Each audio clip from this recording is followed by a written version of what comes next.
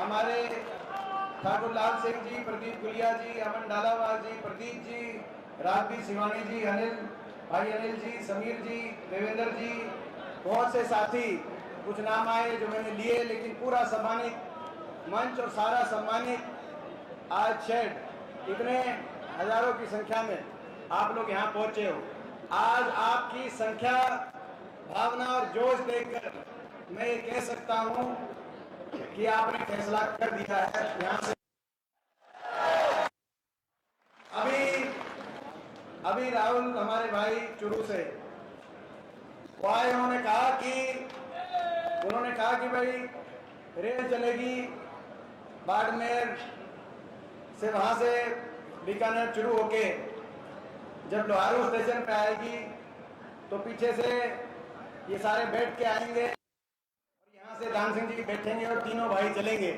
तो भाई ये तीनों भाई चलेंगे तो जब भिवानी जंक्शन के आके जब रोहतक स्टेशन पर रुकेगी तो भाई आपका भाई वहां से आपके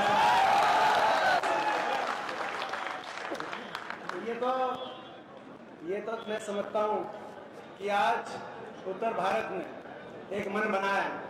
ये हरियाणा प्रदेश, आपको याद होगा 2014 बनी, बड़े फायदों के बातें कही गई थी, अच्छे दिन लाएंगे, महंगाई कम कराएंगे, काला धन विदेशों से लाएंगे, सबके बाटे 15 लाख आएंगे, किसान की आमदनी दुगनी, कमीशन वन फौजी को दिलवाएंगे, डीजल पेट्रोल सस्ता दिलवाएंगे, आज बीजेपी को लाएंगे। बड़े वायदे किए गए, लेकिन आज 10 साल के बाद आपका और हमारा ये प्रश्न पूछने का समय आया कि क्या हुआ कि ये डबल इंजन हुई, और सबसे विफल अगर कहीं हुई, हरियाणा प्रदेश में सबसे विफल हुई है सरकार। जो हरियाणा प्रदेश एक समय में देश में विकास का प्रतीक था, देश में हमेशा हरियाणा प्रदेश विकास के मामले में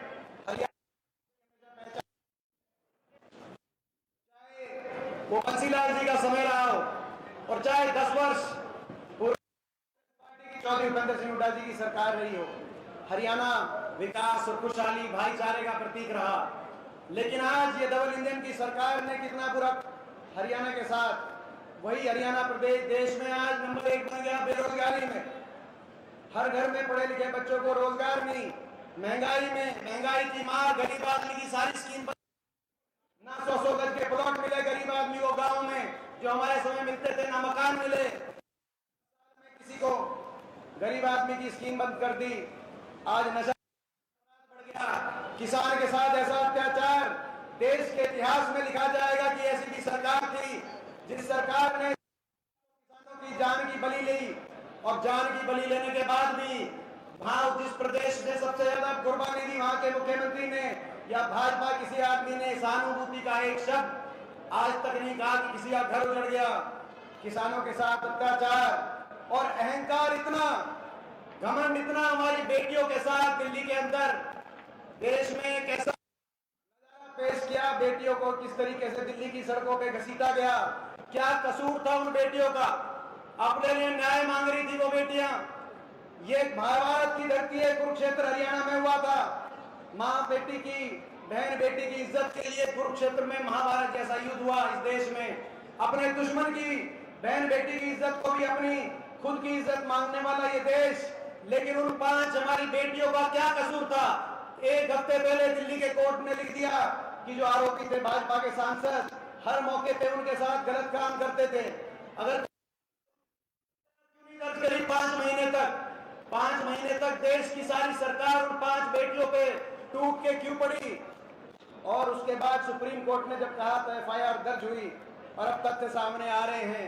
क्या भाजपा के सांसद हैं तो उनको हर प्रकार की छूट दी जाए? इस देश में, इस प्रदेश का, हरियाणा प्रदेश का आज इस डबल इंजन ने कितना बुरा हाल किया, विकास की पटरी से उतार दिया।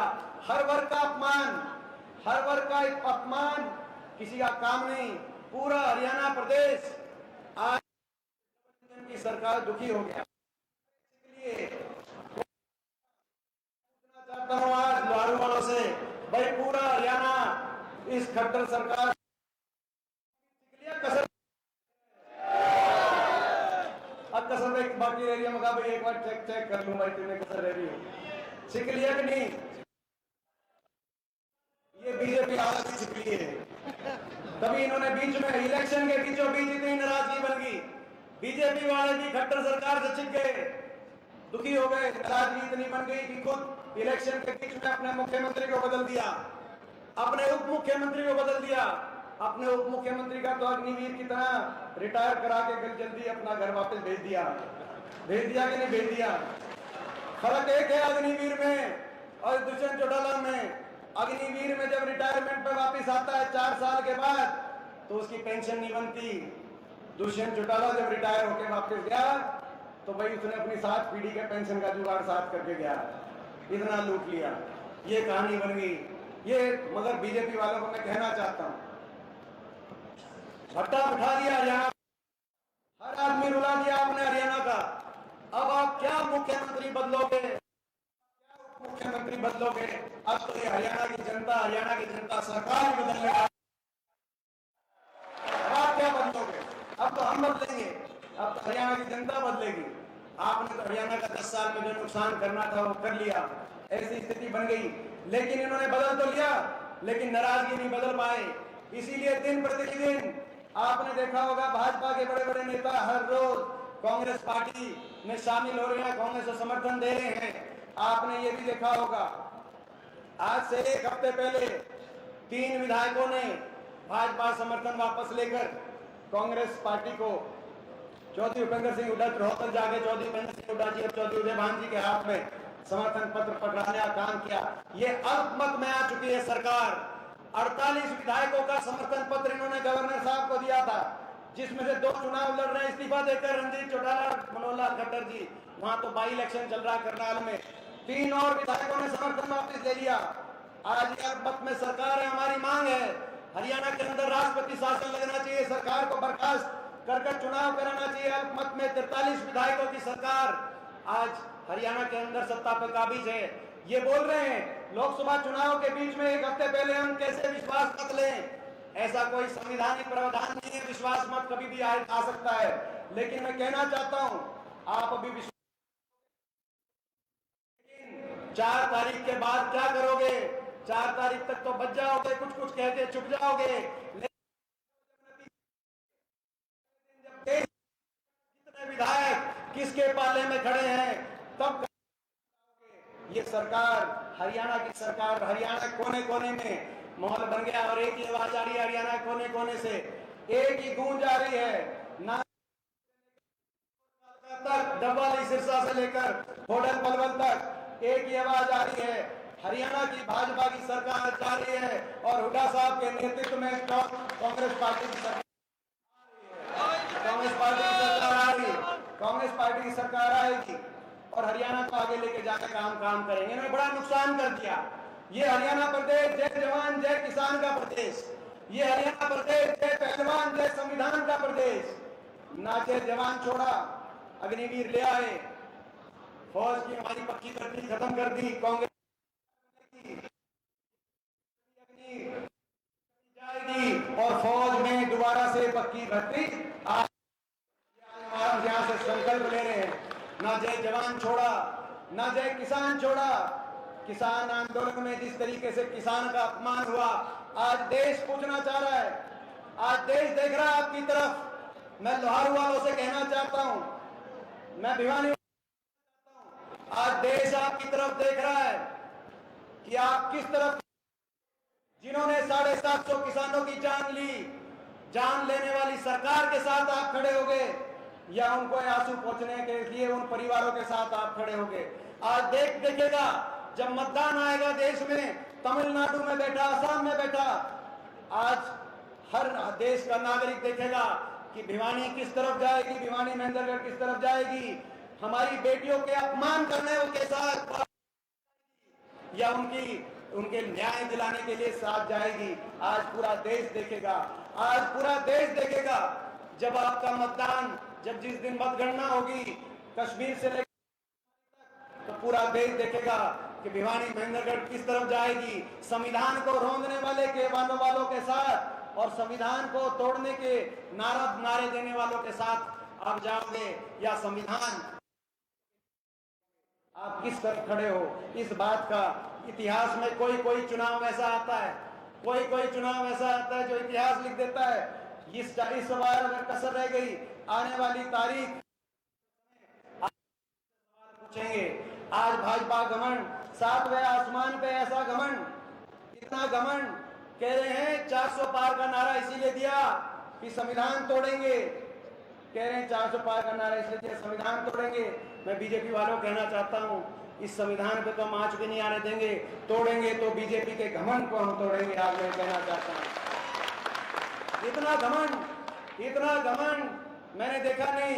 इस खट्टर सरकार में इतना घमंड। 10 साल खट्टर साहब कहीं गए नहीं, किसी की पूछ नहीं करी, किसी का मान सम्मान नहीं किया।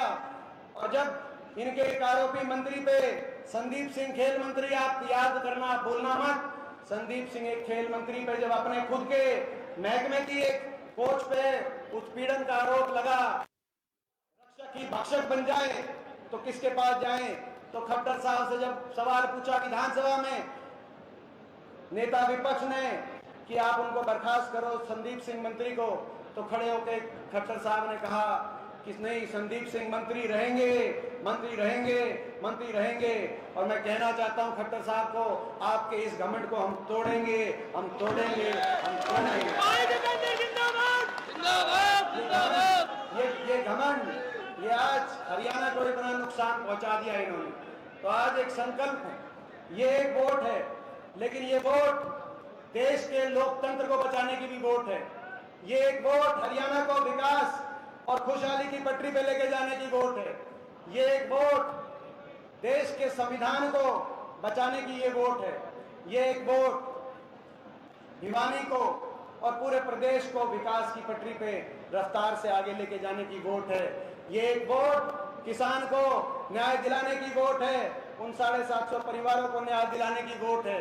ये एक वोट हमारी बहन बेटियों के मान सम्मान के साथ जो खिलवाड़ किया, उस अपमान का बदला लेने की ये वोट है। ये एक वोट जो संविधान को तोड़ने की, आज गरीब वंचित वर्ग के अधिकारों को छीनने की जो बात कह रहे हैं, उन ताकतों को जवाब देने की ये वोट है। इस वोट का प्रयोग आप सोच समझ के करना, ऐसा प्रयोग करना कि पूरे देश में आज आपका और हमारा, मैं समझता हूं, नाम पूरे देश में हो। मैं आखिर में यही कहना चाहता हूं, आपकी सरकार बनेगी हरियाणा में। हरियाणा में सरकार बनने जा रही है और सरकार बनते ही हरियाणा को आगे लेके जाने के लिए हम कदम उठाएंगे। कांग्रेस पार्टी के केंद्र में सरकार बनते ही हम कदम उठाएंगे। सबसे पहली कलम से बड़े बुजुर्गों की 6000 बुढ़ापा, देश में सबसे ज्यादा बुढ़ापा पेंशन करने का काम करेंगे। इसके साथ साथ हमारी महालक्ष्मी योजना, हमारी महिलाओं के लिए, माता और बहनों के लिए, घर में एक महिला के लिए बुढ़ापा पेंशन से अलग अपनी माता बहन के लिए 8500 की पेंशन बनवाने का काम एक माता बहन का करने का काम, क्योंकि महंगाई बहुत होगी, आपको पता है। इसके साथ साथ हिमाचल प्रदेश की कांग्रेस पार्टी की सरकार के तर्ज पर हरियाणा में भी बिजली उपभोक्ता को 300 यूनिट फ्री बिजली के दिलवाने का हम काम करेंगे। आपको याद होगा जब हमारी सरकार बनी थी, कांग्रेस पार्टी की सरकार बनी थी, तो सबसे पहली कलम से 1600 करोड़ के बिजली के बिल किसान के, गरीब के माफ करने का काम हुड्डा साहब ने उस समय किया था। इसका सबसे बड़ा लाभ अपने भिवानी क्षेत्र के अंदर हुआ था। अब दोबारा से राहत देने का समय आ गया है। इसी के साथ साथ किसान को एमएसपी गारंटी का लाभ, कर्मचारी को ओल्ड पेंशन स्कीम का लाभ और 2 लाख सरकारी पद जो इन्होंने समाप्त कर दिए बीजेपी ने। सरकार बनते ही उन सरकारी पदों पे पक्की भर्ती, पारदर्शी और समयबद्ध रूप से नौजवानों को रोजगार दिलवाने का हरियाणा का एससी समाज के हमारे परिवारों के लिए, एससी समाज के परिवारों के लिए, बैकवर्ड समाज के परिवारों के और बीपीएल के परिवारों के लिए 100 गज की प्लॉट की स्कीम। आपको याद होगा 3,92,000 परिवारों को 100 गज के प्लॉट हमें हमारे समय मिले थे, लेकिन वो स्कीम बैन कर दी बीजेपी ने आते ही 100 गज के प्लॉट की स्कीम हम दोबारा से शुरू करने का काम करेंगे। और साथ में मकान की स्कीम शुरू करते हुए इंदिरा आवास योजना, जिस भी परिवार को घर की जरूरत है 3.5 लाख की आर्थिक मदद करके इंदिरा आवास योजना के माध्यम से मकान बनवाने का काम करेंगे। ये हमारा कांग्रेस पार्टी का आगे लेके जाने का, आगे बढ़ने का। अब आपके आशीर्वाद की जरूरत है, और आपके आशीर्वाद की बहुत जरूरत है, क्योंकि बीजेपी के पास बहुत कुछ है इस लड़ाई को लड़ने के लिए। बीजेपी के पास सत्ता बल है, बीजेपी के पास दो सरकारें हैं, दिल्ली में भी सरकार है, चंडीगढ़ में भी। बीजेपी के जेब में देश का मीडिया भी है, मीडिया भी बीजेपी की गोद में है कि नहीं है? मैं पूछना चाहता हूं। मीडिया भी बीजेपी पे प्रभाव में ज्यादा है, सत्ता बल भी इनके पास है, मीडिया बल भी इनके पास है, धन दौलत पैसा भी बीजेपी के पास छुट्टी का इतना पैसा इकट्ठा कर लिया है इन्होंने लूट का, जिसका कोई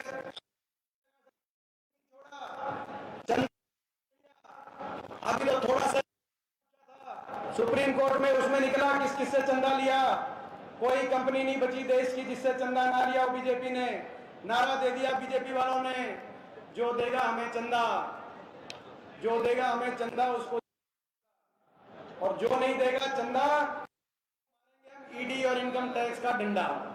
आपने देखा तो कर लिए चंदा लेने में कोई कंपनी नहीं छोड़ी। कोरोना का जो टीका लगा था, कोरोना के टीके वाले से भी 450 करोड़ का चंदा ले लिया। आपने देखा आपने किस किस ने टीका लगाया था? एक बार हाथ खड़ा करके बता ना, किस किस ने टीका लगाया था कोरोना का? सारे मारे लगभग एक आधे को छोड़ के मैंने भी लुआ लिया था। पहले मैं लुआ नहीं रहा था, लेकिन घर में कई दिन कलेश रहा। पापा मम्मी ने जब घनी जिद करती तो मैं लुआ ले भाई, मैंने भी लुआ लिया। बाद में पता चला कि 450 करोड़ चंदा बीजेपी को देके वो टीके की कंपनी ने। अगर टीके में कोई कमी नहीं थी तो बीजेपी ने चंदा लिया क्यों? और अगर टीके में कमी थी तो हमारे टीका लुआया क्यों? तो आज ये कहने का मतलब ये है, ये लड़ाई है। मैंने पिछली बार ये लड़ाई लड़ी, मैं अकेला विपक्ष का सांसद था। मुझे रोकने के लिए रोहतक लोकसभा में मैंने देखा बहुत चक्रव्यूह रचे गए। बीजेपी के पास बहुत ताकतें हैं, सरकारें भी इनकी हैं, सत्ता बल भी, धन बल भी, पैसा भी, मीडिया बल भी, सब कुछ का ये प्रयोग करेंगे। हमारे पास आपकी लड़ाई लड़ने के लिए कुछ है तो आपका आशीर्वाद है, उसमें कमी मत छोड़ना। मैं ये कहने के लिए आया, अगर ये कमी छोड़ दी आशीर्वाद में, तो आने वाला इतिहास आपसे हमसे सवाल पूछेगा, भाई एक बात बताओ, कमी तो नहीं छोड़ोगे? भाई निश्चिंत होकर, भाई लोहारू की लीड ये बताओ। अभी दादरी वाले कह रहे थे कि भाई हमारी दादरी से सबसे ज्यादा लीड आएगी, बारडा वाले कह रहे थे बारडा से सबसे ज्यादा लीड आएगी। मैं ये पूछना चाहता हूं, महेंद्रगढ़ वाले कह रहे थे कि दान सिंह जी महेंद्रगढ़ से हैं, सबसे ज्यादा लीड हमने नहीं दी तो हमारा महेंद्रगढ़ से होने का फायदा नहीं। तो भाई मैं पूछना चाहता हूं, भाई जो है सबसे ज्यादा लीड मेरा मन ये मानता है कहीं ना कहीं, बताओ भाई, जो बात कही हो भाई, देखो 4 को जब गिनती होगी तो भाई आज की मीटिंग मेरे याद आनी चाहिए जब लोहारू का नंबर आए और नंबर 1 पे लोहारू दिखे तो आज की।